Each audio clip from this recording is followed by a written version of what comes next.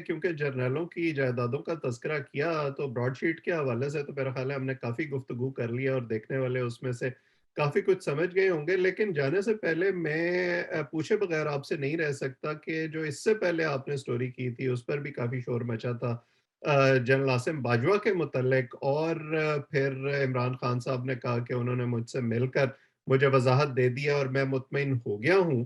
کچھ چیزیں اس کے حوالے سے چھپی بھی ہیں. انہوں نے کہا کہ میرا تو سارا کچھ ڈکلیئرڈ ہے اور یہ میری بیوی کے ایسٹس تھے.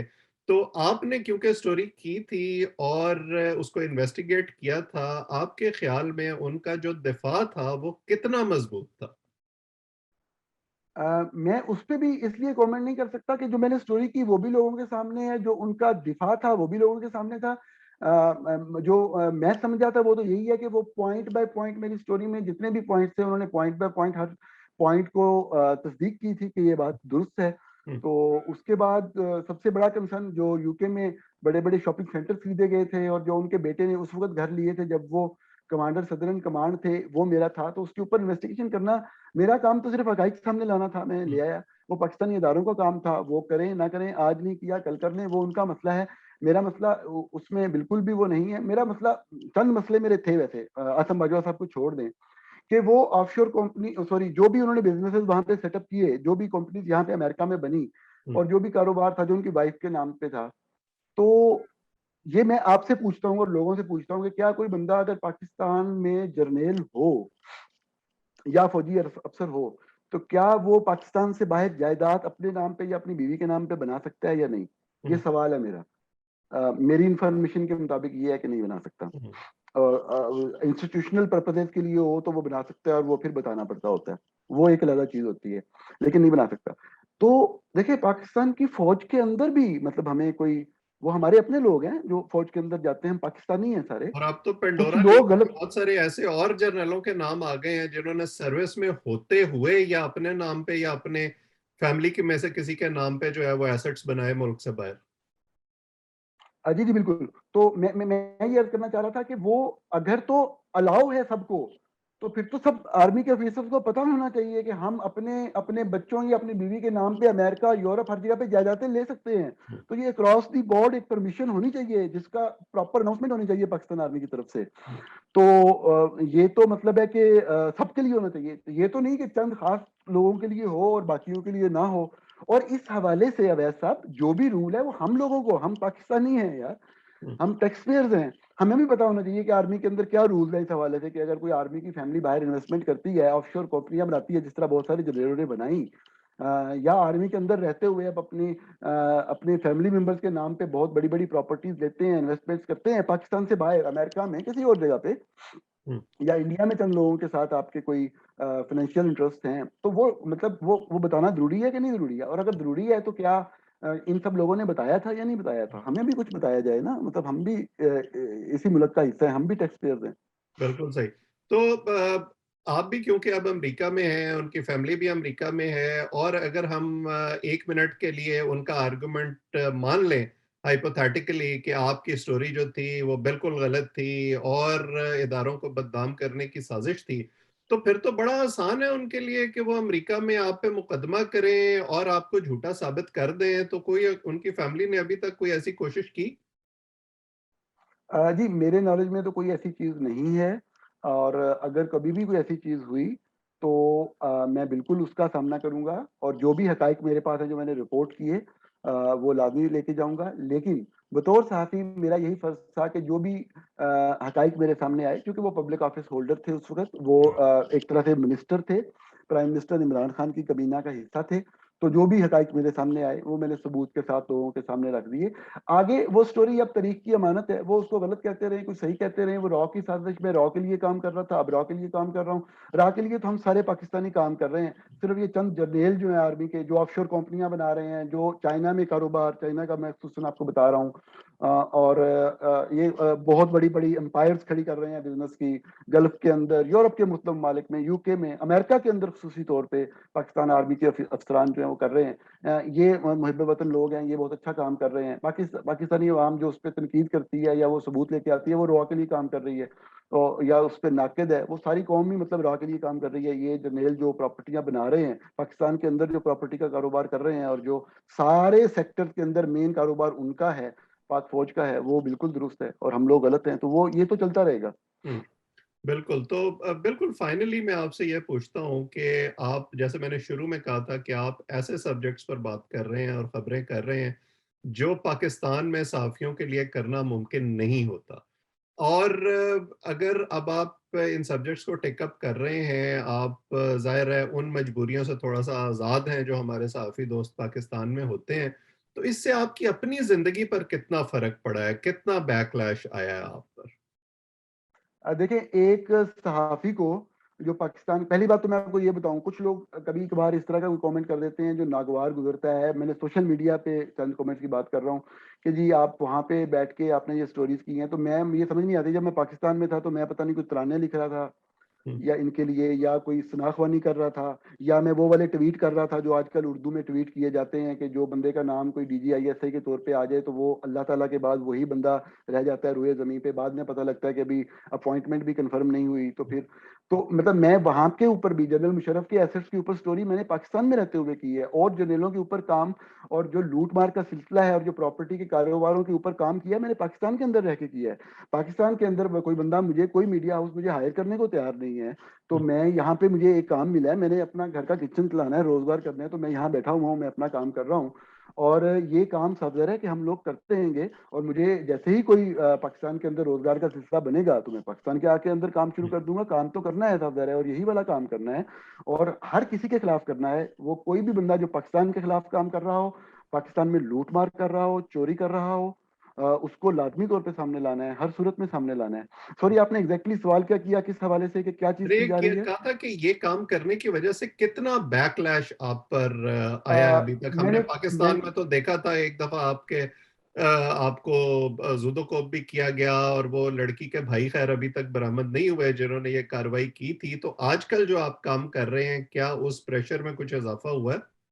جی میں آپ کو بتا دیتا ہوں کہ دیکھیں، جب آپ کی تصویر چلائی جائے پاکستان کے ٹاپ کے میڈیا چینلز کے اوپر سارا سارا دن کہ جی یہ را کے ایجنٹ، را سے تعلق ثابت ہو گیا، صرف اس لیے کہ آپ کے ایک بندے کی کرپشن پکڑی گئی ہے تو آپ نے وہ کیا، تو اس کے بعد فیملی کیا فیس کر سکتی ہے، کس طرح کے سوالوں کا سامنا ہو سکتا ہے اور کس طرح سے ان کو چھپنا پڑتا ہے، یہ آپ خود بہتر سے سمجھ سکتے ہیں. ایک چیز میں ابھی لکھنے والا ہوں، دراصل بہت زیادہ بوجھ میں اضافہ ہوا پچھلے چند دنوں میں کام میں، تو میں کچھ چیزیں ٹائم پہ مکمل نہیں کر سکا جو بہت جلد مکمل کر رہے ہیں. انہی میں سے ایک چیز جو میں لکھوں گا، لیکن آپ نے بات کی تو میں بتا دیتا ہوں کہ آپ کو پتا ہو کہ کس طرح سے یہ معاملات ہوتے ہیں. صرف چند دن پہلے جب میں اسی فائنل سٹوری، دو سٹوری پہ کام کر رہے تھے، ایک سامنے آ گئی ہے، ایک آ رہی ہے، یہی جو سٹوری جس پہ کام کر رہا تھا، تو اسی کے انویسٹیگیشن کے دوران جب چند لوگوں کو پتا لگا کہ میں اس طرح کے سبجیکٹ پہ کام کر رہا ہوں، تو آپ کو پتا ہے کہ یہاں ہیراسمنٹ کے بہت سے طریقے ہوتے ہیں. کبھی آپ کو ڈائریکٹلی کیا جاتا ہے، میرے ساتھ جو ہوا وہ سب کے سامنے ہے. آپ کی فیملی میں جو فیمیل فیملی ممبرز ہوتے ہیں، جو کہ پاکستان میں صاف ظاہر ہے کسی بھی انسان کا ایک ویک پوائنٹ ہوتا ہے، یہ ان کو ٹارگٹ کرتے ہیں، یہ سوچ ہے ان لوگوں کی. لیکن میں وہ چیزیں پہلے بھی سامنے نہیں لانا چاہتا تھا، بہت ساری وجوہات کی بنیاد کے اوپر. جب میں پہلے سٹوری بھی کر رہا تھا تو بہت ساری چیزیں تھی جو سامنے لائی جا سکتی تھی. تو مجھے میرے جو ایڈیٹر تھے یہاں پہ انہوں نے کہا کہ نونی you have a good story, please write the story what it is, don't mention anything which is happening about you because you are not the subject of the story. If you will become the story, the real story will be lost. تو اب آپ نے پوچھا تو میں آپ کو بتا رہا ہوں کہ صرف چند دن پہلے، مطلب چند ہفتے پہلے، اسی سٹوری کی انویسٹیگیشن کے دوران میری فیملی کی ایک فیمیل فیملی ممبر کو چند نمبر سے، مطلب نمبر ایک نہیں ہے، مجھے ایک نمبر سے، ان نون نمبر سے کال آ رہی ہے یا کبھی کبھار کال آتی ہے، صرف 3 دن کے اندر 10 مختلف نمبر سے کوئی 700-800 کالز آئی. آپ اس ٹارچر کا اندازہ کر سکتے ہیں کہ اگر آپ کو 10 مختلف نمبر صرف 3-4 دن کے اندر 700-800 کالز کر رہے ہوں. واٹس ایپ میسیجز آئے، واٹس ایپ کے اوپر میں آپ کو بتا رہا ہوں، مطلب میرے پاس سب نمبرز ہیں اور میرے پاس ثبوت ہے، اس لیے بات کر رہا ہوں. پورن ویڈیوز بھیجی گئی. ہوں، اس کے بعد مطلب ہے کہ کوئی 700 800 سے زیادہ کی مطلب وہ ریشو ہے. وہ سارے نمبر، اب میں چونکہ صحافی ہوں مجھے پتا ہے کس طریقے سے ڈیل کرنا ہے. میں نے وہ سارے نمبرز لے کے میں نے کسی صاحب کو دیے کہ جی اس کی کمپلینٹ درج کریں اور کاروائی شروع کریں. تو وہ صاحب ذرا ان کو بھی آگے سے پتا تھا کہ یہ کیا معاملہ ہے اور کہاں سے سب کچھ ہو رہا ہے. میں نے ان نمبرز کو مطلب ایف آئی اے ان سے کہا جی میں نے کہا کہ آپ آن لائن کمپلین کر دیں، کوئی ان کا پورٹل ہے سائبر کرائم ونگز کا. کتنے کرپٹ اور چور لوگ ہیں یہ لوگ، اور کتنے گھٹیا لوگ ہیں جو چند ایک مہینے کی تنخواہ اور اپنی نوکری کے لیے ان جرنیلوں کی وہ کچھ پتلی بن جاتے ہیں. کہ ایف آئی اے کے اندر ہم نے جب وہ کی تو انہوں نے کہا جی جو وہ ہے بندہ وہ اس کو خود آنا پڑے گا، ہوں، جو کمپلینٹنٹ ہے. کمپلینٹنٹ خود چلا گیا چل کے، انہوں نے کہا کوئی بات نہیں ہم چلے جاتے ہیں، لکھ کے دے دی پورے نمبر، پورا ایویڈنس دے دیا لکھ کے کہ یہ نمبر ہیں، انہوں نے اس ٹائم پہ یہ چیز کی ہے، یہ ایویڈنس ہے. ہوں، آج کے دن تک دوبارہ کسی نے رابطہ نہیں کیا. میں نے اپنے طور پہ پتا کروا کے ان سب لوگوں کا، سب ذرا ہمارا تعلق ہوتا ہے بطور صحافی، میں نے پولیس کے کچھ لوگوں کو استعمال کر کے ان تمام نمبرز کا ڈیٹیل نکلوائی کہ یہ کون لوگ آن کرتے ہیں، ان کی کال ریکارڈ نکلوائے، میں نے ان کی لوکیشنز نکلوائیں. آپ یقین مانیں کہ بہت 2 4 دن کی چند پولیس کے لوگوں کی انویسٹیگیشن ثابت ہو گیا کہ ان کا جو تعلق ہے وہ ملٹری کے لوگوں سے بن رہا ہے یا ان کا رابطہ اسٹیبلش ہو رہا ہے. ہوں، کسی ایک بندے کے ذریعے آپریٹ کر رہے تھے جس نے کال نہیں کی، باقی لوگ اس کے پاس آ جا رہے تھے، تو ہم نے چند دنوں میں اسٹیبلش کر لیا. ہوں، رپورٹڈ ہے، ایف آئی اے کے پاس پڑی ہوئی ہے کمپلینٹ. نہیں کریں گے، کبھی بھی نہیں کریں گے. ہوں، یہ آپ نے پوچھا بھی کن چیزوں کو فیس کرنا پڑتا ہے، تو یہ لیول آف ہیراسمنٹ ہے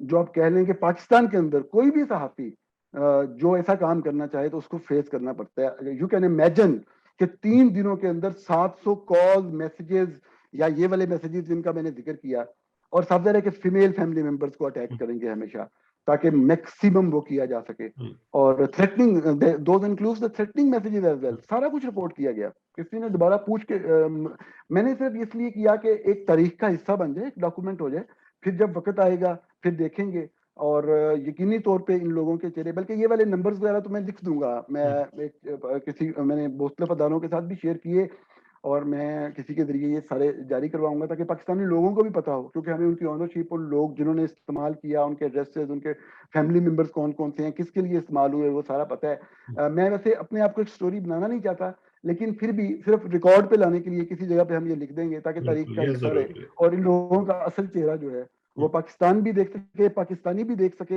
اور باقی دنیا بھی دیکھ سکے کہ کس طرح سے اپنی اللیجیٹیمیٹ رجیم، اپنے صرف کاروباروں کو بچانے، اپنے وہ پیسہ جو وہ لوٹ مار کرتے ہیں پاکستان سے، اس کو بچانے کے لیے اگر کوئی بندہ اس کے اوپر، اس کرپشن کے اوپر کام کرتا ہے تو اس کو کس طرح سے صورتحال کو فیس کرنا پڑتا ہے، یا اس کی فیملی کو کن چیزوں سے جانا پڑتا ہے. بالکل. اور یہ بڑا افسوسناک ہے کہ ہراسمنٹ بھی ہو رہی ہے صحافیوں کی، انہیں مارا پیٹا بھی جا رہا ہے، انہیں گولیاں بھی لگ رہی ہیں، وہ جان سے بھی جا رہے ہیں، لیکن اس کے باوجود ہمارے وزیر اعظم صاحب ہر فورم پہ کہتے ہیں کہ پاکستان کا میڈیا تو برطانیہ سے بھی زیادہ آزاد ہے. اور میں ہمیشہ یہ کہتا ہوں کہ جتنی کوشش ہمارے ادارے صحافیوں کی اور ویسل بلوئرز کی آواز دبانے کے لیے کرتے ہیں، اس سے آدھی اگر اپنا گھر ٹھیک کرنے کے لیے کر لیں تو شاید انہیں یہ سارا کچھ کرنے کی ضرورت ہی پیش نہ آئے. اور آج کی نشست میں جو ساری تفصیلات آپ نے بتائی ہیں، اور آپ آگے بھی آئی ایم شور کہ لے کر آئیں گے، ان سے اب یہ چیز ڈاکیومنٹ ہو گئی ہے، یہ اندازہ لگانا مشکل نہیں ہے کہ سیاست دانوں پر ہمارے یہاں باوجود فوکس رہا ہے، اس میں ان کی اپنی غلطیاں بھی شامل ہیں، لیکن ایسا نہیں ہے کہ جو ہمارے عسکری ادارے ہیں ان میں سارا کچھ ٹھیک ہے اور وہاں پر نظر نہیں پڑنی چاہیے. سو کچھ انہیں اپنے گریبان میں بھی جھانکنا چاہیے، صرف دوسروں پر الزام لگانا کافی نہیں ہے. نورانی صاحب آپ کا بہت بہت شکریہ کہ آپ نے آج وقت دیا. گفتگو کا یہ سلسلہ ہم آئندہ بھی جاری رکھیں گے. جو لوگ اس کو دیکھ رہے ہیں اگر آپ چاہیں تو چینل کو سبسکرائب کریں تاکہ یہ گفتگو آئندہ بھی آپ تک پہنچتی رہے. نورانی صاحب کو ہم زحمت دیتے رہیں گے. آپ سب کا بہت بہت شکریہ.